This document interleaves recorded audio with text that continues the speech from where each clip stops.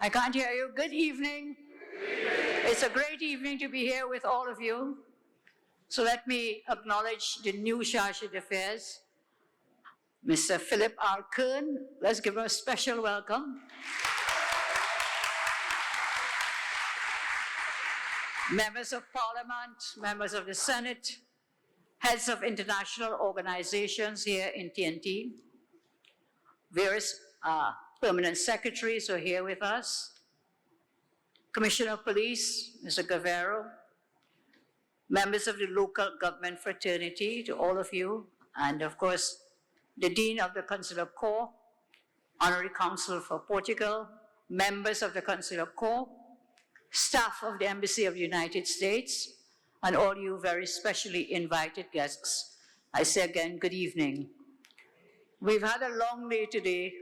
If you looked at me this morning, at whatever time was that, Shaji, I'm wearing the same clothes from since this morning. So forgive me, many of you are dressed so beautifully, but it's been a long, very successful day for us. So again, I want to warmly welcome Mr. Philip Kern, the new Charge d'Affaires of the Embassy of the United States to the Republic of Trinidad and Tobago. Mr. Kern, we wish you every success during your tenure, and we're especially pleased to welcome you at a time when our countries continue to strengthen an already enduring friendship. I told Mr. Kern earlier this morning, I said, we miss Jen, and but he has very big shoes to fill, so let's give Jen a round of applause whilst Kern tries to fill those big shoes.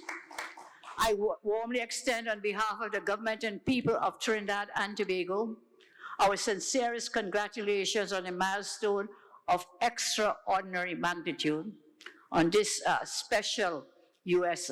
day. Well, on the 4th of July, 250 years ago, a bold declaration gave rise to what George Washington described as the last great experiment for promoting happiness.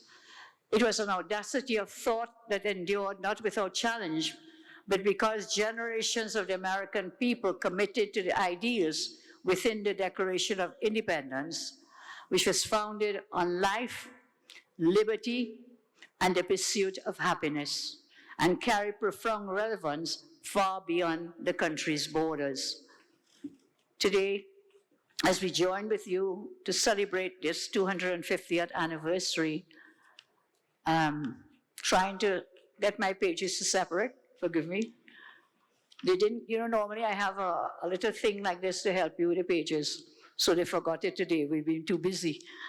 The USA has persevered as an architectural pillar of the Western Hemisphere, proving that a nation can forge an unyielding commitment to governance and self-determination.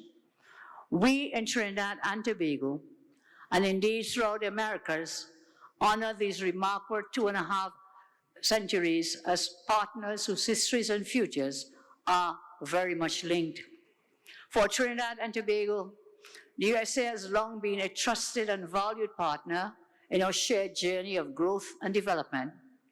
It is fair to say that over the past year, this partnership has grown even stronger, marked by meaningful cooperation across several critical areas to advance the well-being of our people.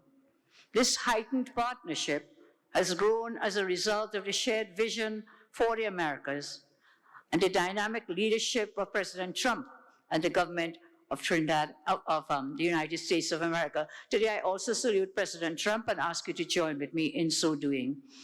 So, my friends, our ties bilaterally are anchored by a robust security partnership, which has certainly flourished into 2026.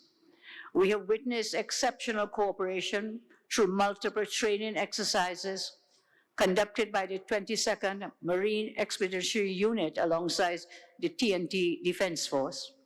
Just 2 months ago in April 2026, a landmark collaboration involving the U.S. Embassy, CARICOM Impacts, the International Law Enforcement Academy San Salvador, the Bureau of Alcohol, Tobacco, Firearms, and Explosives brought forth vital operational workshops targeting firearms trafficking and transnational organized crime. The enduring strength of this partnership is also reflected in the realities of our shared geography, which connects us to a common space and where opportunities and shared challenges demand unity. It is within this context of shared purpose that Trinidad and Tobago reaffirms its support for the Shield of the Americas initiative, an initiative brought forward by President Trump.